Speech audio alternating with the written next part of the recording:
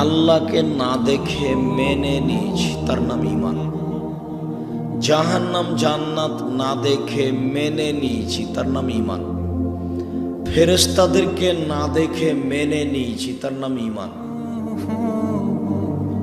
আল্লাহকে না দেখে মেনে নিয়েছি, তার নাম ঈমান। ভাগ্যকে না দেখে মেনে নিয়েছি, তার নাম ঈমান। আমাদের নবীকে জিবরাইল বললেন, আখবিরনি আনিল ঈমান, ঈমান কাকে বলে বলেন তো। তখন আমাদের নবী বলছেন, তুমিনা বিল্লাহি ওয়া মালাইকাতিহি ওয়া কুতুবিহি ওয়া রুসুলিহি ওয়া তুমিনা বিল কদরি খাইরিহি ওয়া শাররিহি। আন তুমিনা বিল্লাহি, তুমি আল্লাহকে মেনে নিবা, ফেরেশতাকে মেনে নিবা, নবী রাসূলকে মেনে নিবা, ভাগ্যকে মেনে নিবা, পরকাল বিচার হবে একদিন, এই পরকালকে মেনে নিবা।